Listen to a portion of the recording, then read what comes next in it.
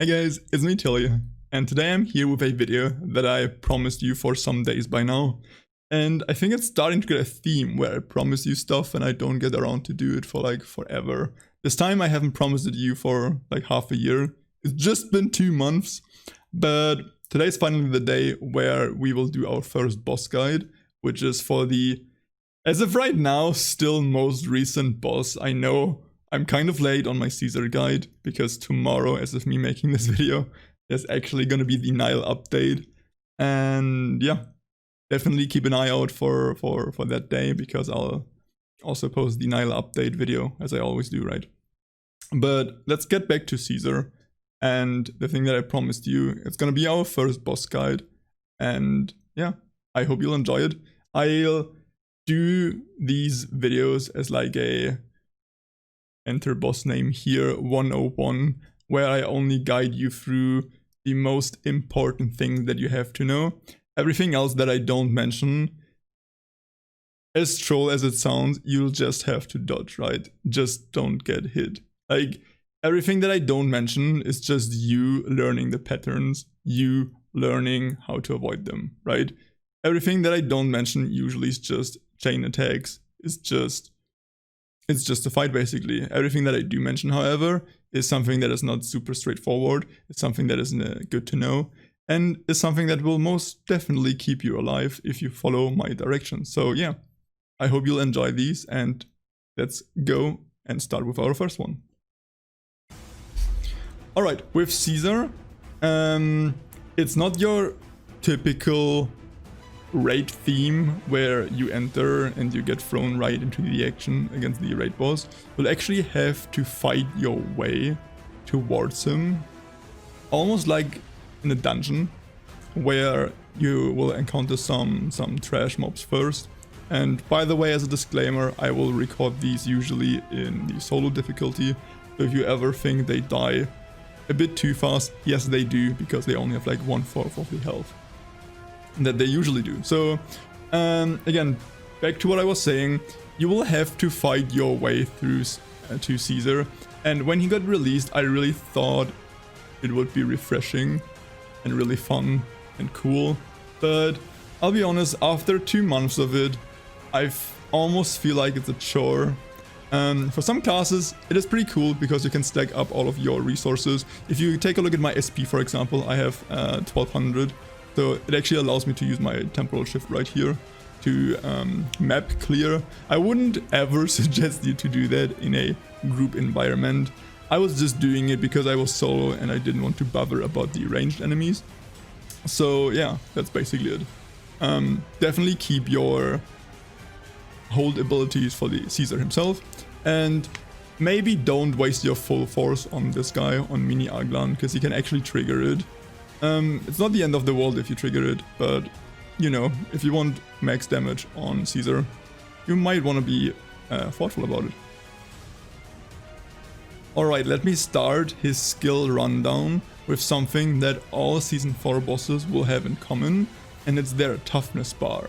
As you can see right now on screen, underneath his HP bar, there's a second bar, a blue one.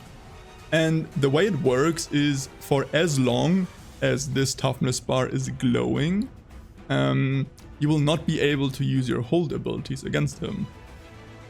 The part that I mentioned where when it's glowing is really important, because there are times, I'll come to that in a second, where it is depleted yet still glowing, right? So if it's depleted, in the beginning a few players thought he would be able to be stunned, which is not true, because it actually needs to be dark, like not glowing, whatever the opposite of glowing is. And as you can also see, when you break his toughness, you will get knocked down for a second. So you can actually work around that with like your skills, with Orisha's resonance, but I'll come to that in a second. Usually skills are something that you need to stand still for a longer time. You can work around his toughness bar, or like just high damaging skills that you need to land. You can work around that to guarantee they hit.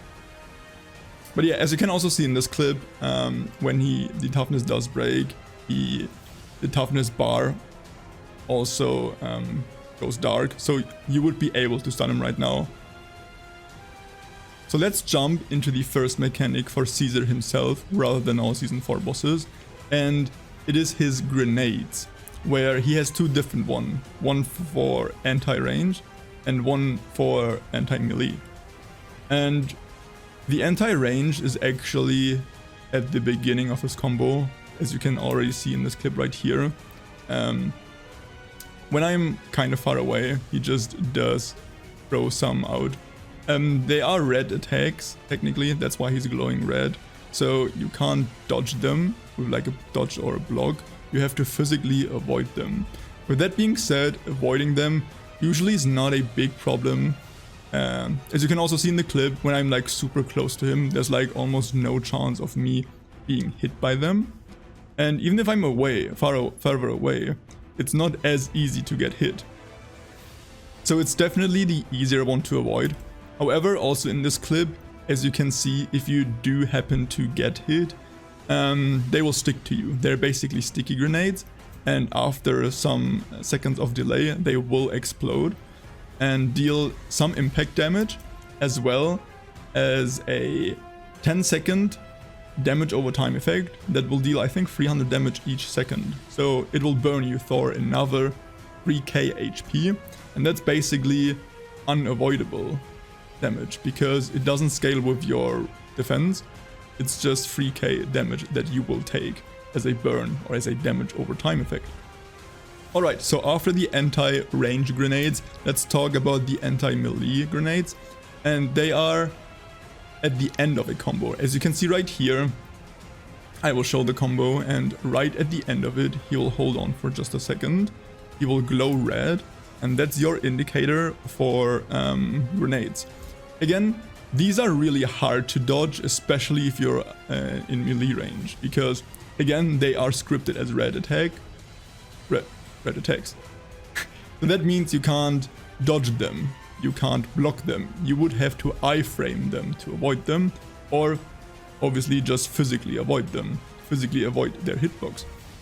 And however, if you do get hit, and as you can see, I got hit by quite a few in this clip, you are actually able to block or dodge the explosion. So once they stick to you, you're not all doomed, you're actually able to still avoid the damage by dodging and blocking at the correct time. There's one last thing that I should probably mention about these sticky grenades, and it's, even if they stuck to you, they still deal AoE damage, meaning that if there's other players nearby, they will be hit by the explosion, they will be applied the damage over time effect. So if you're a nice teammate, you want to get away from the boss if you got hit by these grenades or if they stick to you. But realistically, if there's a Kai player, you can just stand close to him, like, who cares, right? Anyway, after his grenade attacks, let me talk about his, I'll call it charge attack, just for the sake of it. It's a very confusing one, and there are two different parts to it that you need to know, because Caesar himself has two different phases, and the same attack will do two different things depending on the phase that he is in. So phase 1 is the one that he starts in, and phase 2 is pretty obvious when it's active, but I'll come to that in a second. So in phase 1, the attack will just deal some damage. And right here in this clip, or in these clips, I want to show you the hit timing of it. He will start charging at you, but he will only deal damage with the very last instant where he like slams his rocket launcher in your face. The charge himself will not deal damage. This is very important because he tries baiting you into blocking or dodging his charge, and then he will always get you with his actual attack. So take a look at this clip real close and don't get baited by like the initial charge. Also, you can see in this clip the wind up, like his charge attack will always look like this. He will always stand still for a second, lay his mace on his shoulder, and then he'll come charging at you. There should also be another clip right here where I actually do get the block timing correct. So there's one where I fail and one where I succeeded, right? Again, make sure to not get baited early, keep it for later. But again, in phase 1, the one that I'm in right now, it only deals damage, so if you miss the timing, it's not the end of the world. Alright, talking about phases though, here's the transition into phase 2. Whenever he drops from 8 to 7 bars, he will become immune for a second, and then he will summon his lasers, which is probably the easiest way of telling which phase he is in, right? Lasers means phase 2. Also, as an Orisha, whenever he sticks his mace into the ground, that's like a really easy timing for you to do your resonance for a guaranteed hit. What you also saw me do right there is I was very close to the wall, or got as close to the wall as possible, because the lasers are actually, don't ask me why, they don't deal damage to you if you're all the way the wall, like they will just pass you. So that's a neat trick as well for phase 2 to deal with the lasers, where the further away from the center you are, the easier you have to deal with them, the easier your life is actually. Even if you're like actually super close to the wall, you will not get hit ever, but it also takes more time for the laser to return if you're farther away from it, right? Because that's how physics works, I guess. But yeah, also part of his transition is what I like to call the Berserker combo, where I think it's his longest chain attack, where he, after being vulnerable again, he just keeps smashing you for like, I don't know, a ridiculous amount of, is it like 8 hits? I never counted, but it feels like too many, so don't get baited by that. Maybe wait it out if you're not sure about it yet, but yeah. That's basically the transition into phase 2. In phase 2, there's only really 2 things you have to be aware of. And as I said, it's the laser that you can avoid easy if you are farther away from the middle, and you can actually not get hit by it if you're like super close to the wall. And his charge attack, which I mentioned earlier, right? And in phase 2, it doesn't just deal damage if you get hit, it will actually just straight up kill you. No damage, no defense, nothing matters. You will literally just die. So if you didn't learn the timing in phase 1 already, now might be the time where you either want to stay very far away from him when you see the wind up, when you see the mace goes on the shoulder, he stares right at you. Either get as far away as possible, or just know his charge is a bait. His actual swing is what counts for the one hit. Apart from these 2 mechanics, I want to say though, the second phase is not necessarily very difficult. It's just hard sometimes to deal with the laser, because depending on your, was it graphic settings, graphic cards, I don't even know. There's like some bugs that can happen where the laser turns invisible, which is very sad because it actually deals quite some damage.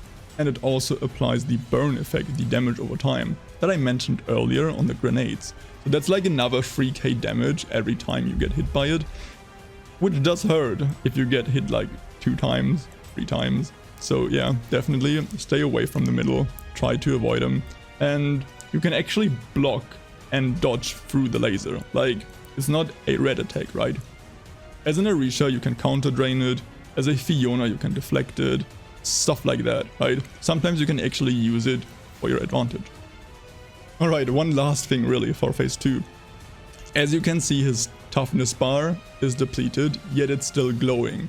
And that's always the case in second phase.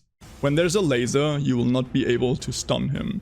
So just be mindful of that. However, when he finally does transition back from phase 2 to phase 1, the laser will disappear, as you can see. He will become invulnerable again, and he will always do the same move. Similar where he always does the Berserker mode in the transition from 1 to 2.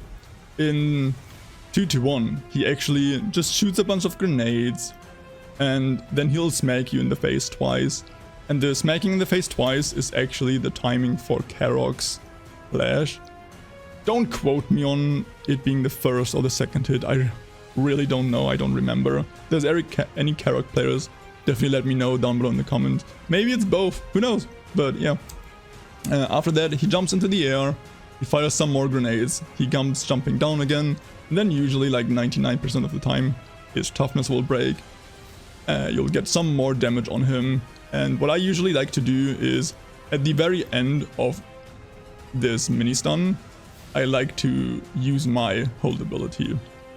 So there's like almost half a minute where everybody else is able to deal free damage to him, and being back in phase 1, obviously you don't have to deal with the laser, you don't have to deal with the one-shot, and you just technically have to avoid his grenades, which are non-existent in phase 2. Alright guys, that's actually it for our first boss 101. I hope you enjoyed it, I hope you liked it, I hope you learned something, and I hope you're not too mad at me for leaving out all of his regular attacks that are not actually a mechanic, or that's actually just damage, because I'm pretty sure you'll get used to all of his chain attacks rather quick if you know what to look out for, right? I basically told you everything that there is to know about mechanics, about hidden damage, about stuff that you can die to easily. Everything else is literally you just not getting hit. As troll as it sounds, I'm really sorry, but just doing the raid, you'll be easily able to handle it. There's like no sorcery involved. I think his chains are actually not even that difficult. But yeah. As always, let me know down below in the comments if there's something that I missed, if there's something that you want to know still. And for that you can also, as always, use my Discord, use my Twitch. I'll actually be streaming 2 to 3 times per week, and on my Discord I'm usually available for like 15 hours a day, so definitely don't miss out on the opportunity. I hope you have a great day, and I'll see you in the next one. Bye!